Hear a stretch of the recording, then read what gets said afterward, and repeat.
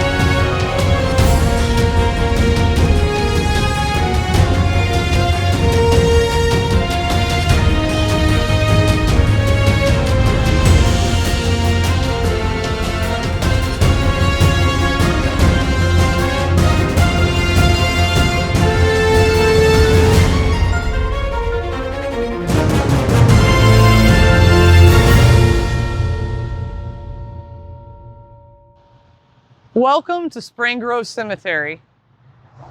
This is the third largest cemetery in the entire United States of America. It was actually number 2 for the longest time, but a couple other cemeteries have added on size. We have over 733 acres here at Spring Grove Cemetery, and we're going to show you a little bit of it today. Certainly not all 733. Back when I was in high school, we would come here for field trips and art class and be dropped off to take in the beauty that is here, the Victorian Gothic architecture, the amazing crypts, the Celtic markers and different things like that.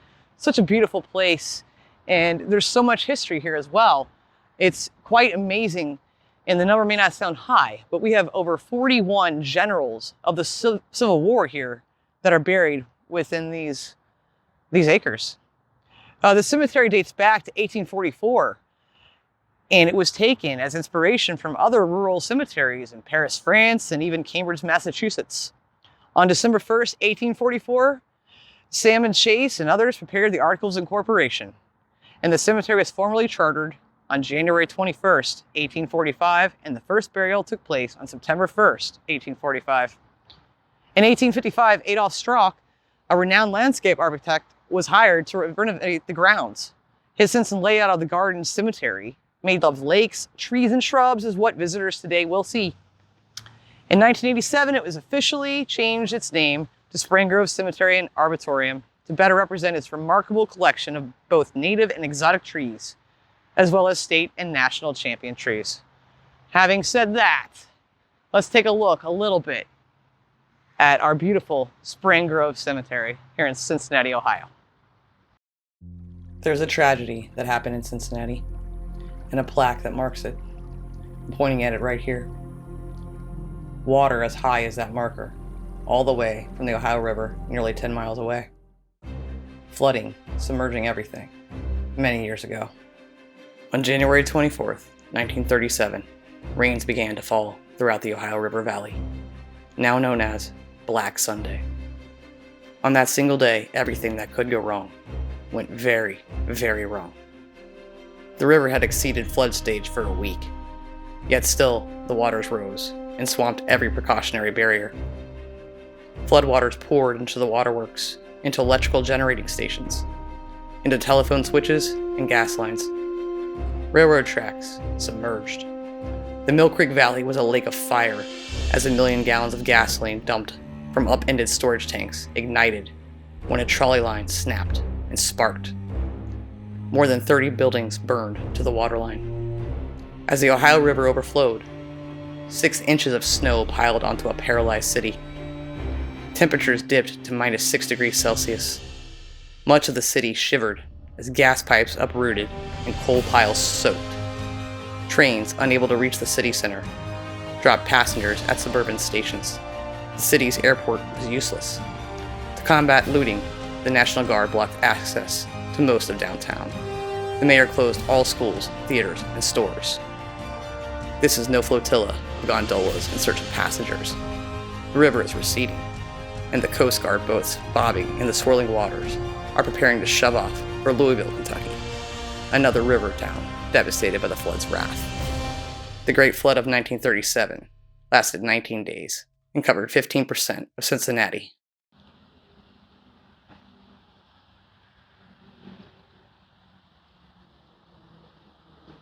It's absolutely beautiful here and hauntingly beautiful. It may seem strange to some, but a lot of people come here to do family photos. Debbie and I have engagement photos, wedding photos, and as a photographer, I've taken a lot of photos here, family photos and engagement photos. It is a beautiful place all year round. The snow, it's gorgeous. In the fall when the leaves are changing, it is a cold day today, I won't lie to you. And then of course in the summer, everything's all blossomed and bloomed, which we have kind of a combination today. Walk over here with me. I want to show you some of the beautiful markers and headstones. This one is stunning.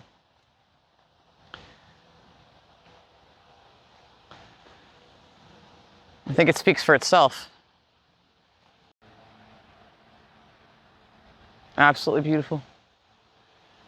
And this is just one of the things we would do in art class when we come here for field trips, is we'd sketch these. We're gonna walk back up here for a moment. The beautiful trees. There is a tree in this cemetery, an oak tree, a white oak tree, that is 390 years old.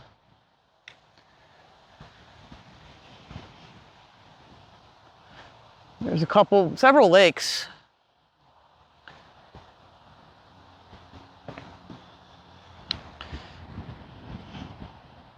This family starts at, gosh, I don't know what year they start at for burials, but let's see. Yeah, this is a whole family in this circle here. Going back to 1850, 1847, up to 1986.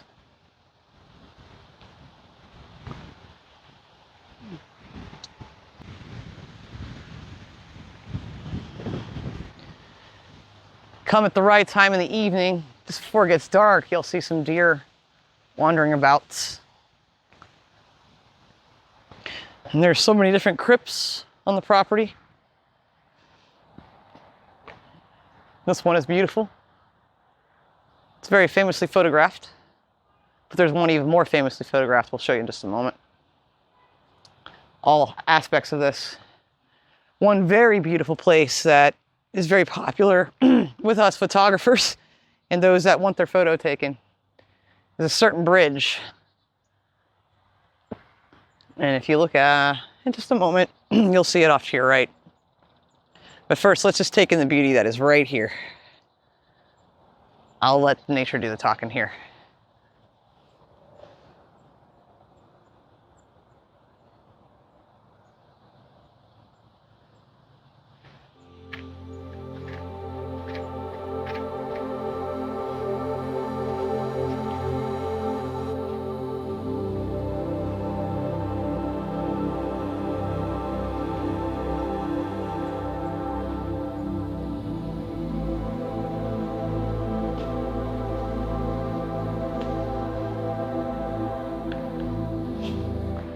This is one of the beautiful bridges. Small yet beautiful. You'll see a lot of wedding photographs of, engagement photos, things like that. And as I said, in all seasons, this is stunning.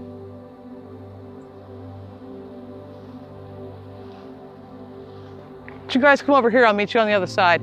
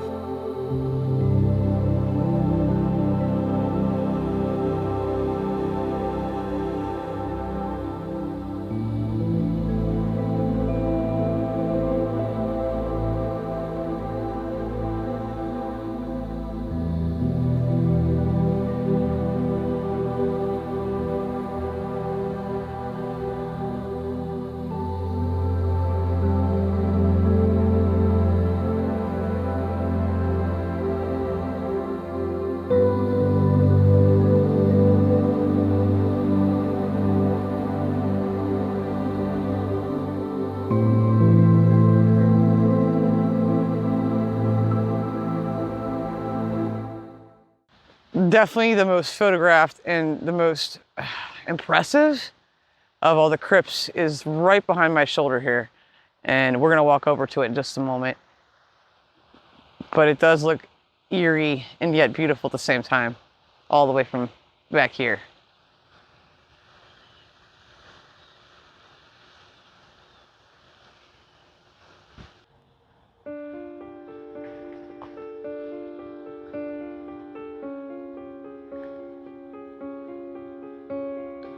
This is definitely the most popular, most photographed mausoleum in Spring Grove Cemetery. It was designed by architect James Key in 1865. The building is structured to resemble the Sainte Chapelle in Paris. And due to its size, and the Gothic style design of course, it's often mistaken for one of the cemetery's 3 chapels, which you can see why. If you come over here, you can see the architecture on this is just stunning. You see the archway that comes down all the way through the top of the stairs there. Stunning. It's just something hauntingly beautiful. Again, I say that a lot, and eerie about such buildings like this. And I know you guys have so many older buildings and things like that here in the UK and Norway. But this is some of the beauty we have in our own backyards. Let's go around here.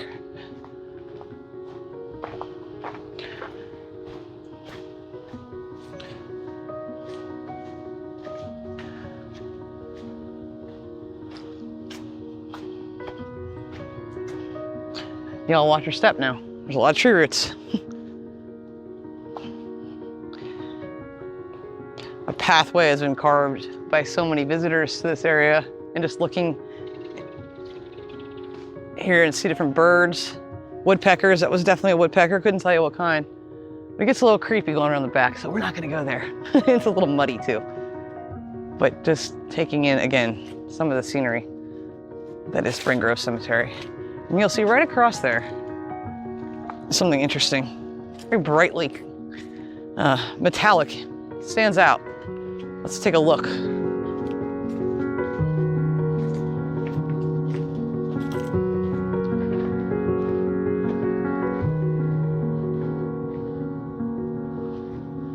You'll never know what you're going to find as ways of headstones and things like that here.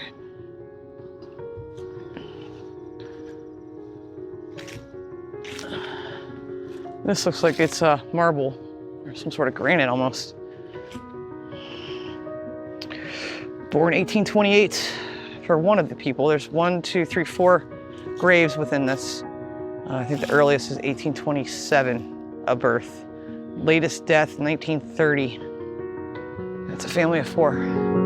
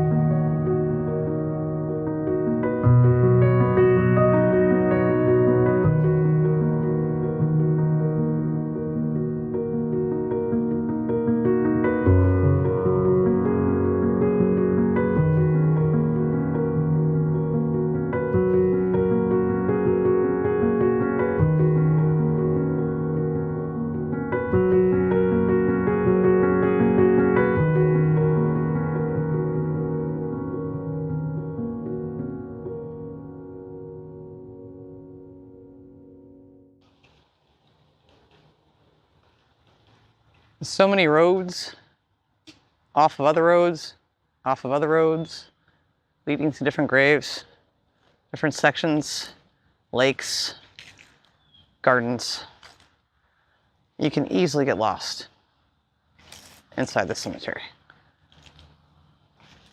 But again, you never know what you may see here.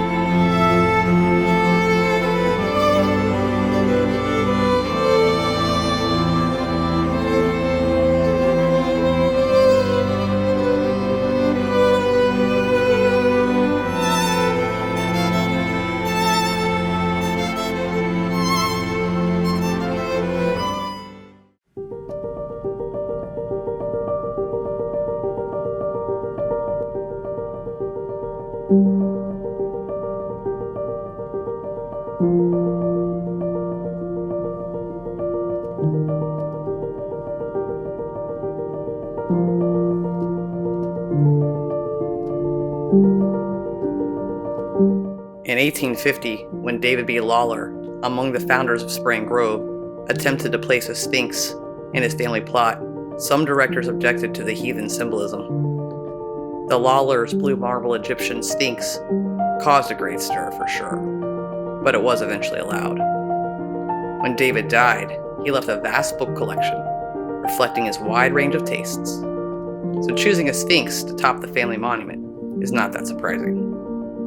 10 years later, Alexander Latta, inventor of the fire engine, unveiled a headstone design with his invention sculpted on top. Spring Grove rejected the design as too commercial. As recently as 2014, Spring Grove found itself in a dispute over a couple of SpongeBob SquarePants headstones.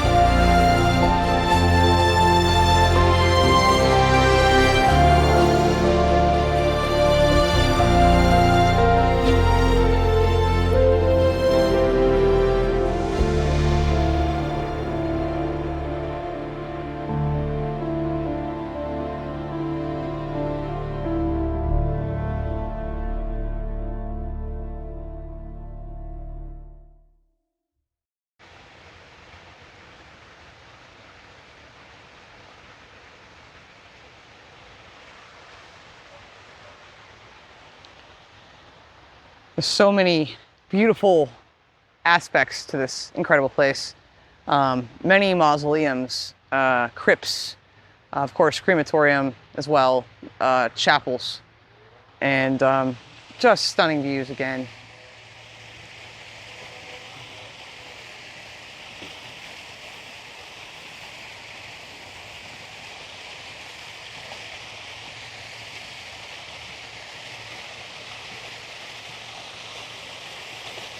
It's truly a blessing to live in a city where you have so much beauty, even when you visit your loved ones.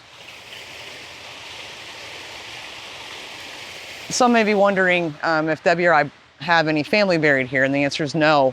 My family never wanted to be buried in this cemetery because of how hard it is to locate loved ones, being that it's so vast, so large.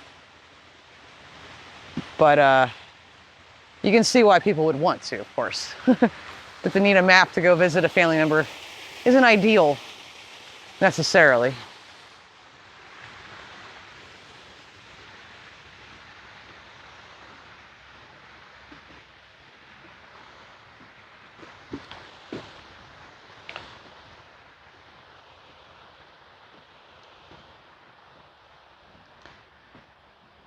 And it's not lost on me being here that this isn't just a place to, you know, see beautiful nature and different headstones and things. These were people. These people have families. This person passed away in 1996. Of course, they still have family members left. There's a lot of people that were here at one point. 2013, 2017, 2019, 2020. And you think of their lives. What were they like? I don't know if you ever think of that when you're visiting a cemetery. I do. Always try to be respectful when walking on the grounds and not to stand on headstones or walk on them. This feels wrong, you know? I always feel sad when I see, you know, fresh flowers. And those have probably only been here since this morning.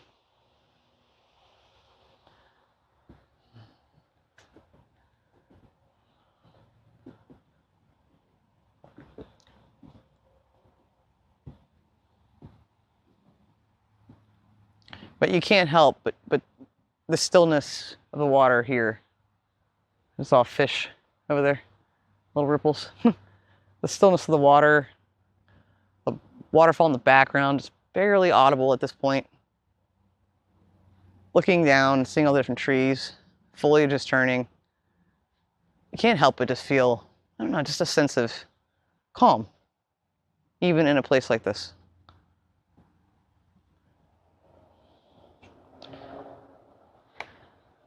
So I ask you to take a moment, just look out there with me. See if you feel any of that calm too.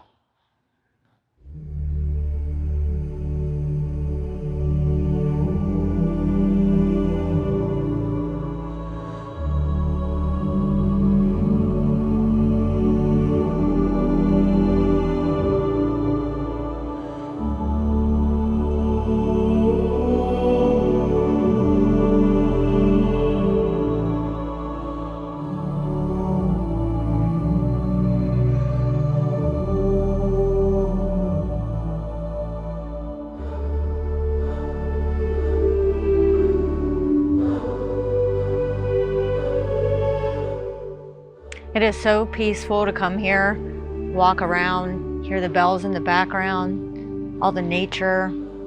I believe there's quite a few different species of birds that are here. You can usually hear them squawking around in the background. Today's a little bit cooler, so I think they're not as loud, but this cemetery is absolutely gorgeous, and we hope that you're seeing the beauty that lies here. Hopefully we're capturing it enough for you.